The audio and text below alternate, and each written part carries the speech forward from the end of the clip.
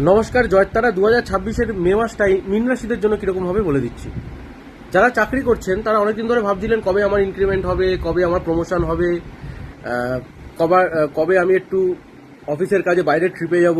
সেগুলো হচ্ছিল না এতদিন। হঠাৎ করে খবর আসবে, এবার হবে।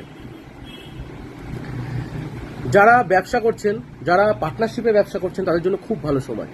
সে পার্টনার যে কেউ হতে পারে, বন্ধু হতে পারে, স্পাউস হতে পারে, বাবা, কাকা, জেঠু, জ্যাঠা, যে কেউ হতে পারে, দিদি।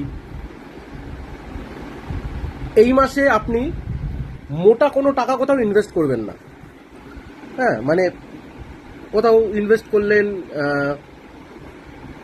এসআইপি বা শেয়ার মার্কেটে, এগুলো করবেন না। মাসের মাঝামাঝি থেকে শেষ সময় পর্যন্ত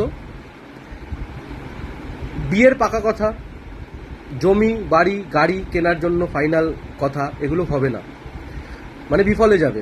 চেষ্টা করবেন না, পরের মাসের জন্য অপেক্ষা করুন। এই মাসে আপনি বন্ধু বান্ধবের কাছ থেকে হেল্প পেলেও ঝামেলা বাঁধতে পারে।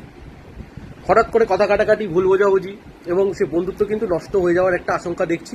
শরীর মোটার উপরে ভালো হলেও পেটের সমস্যা ভোগাবে।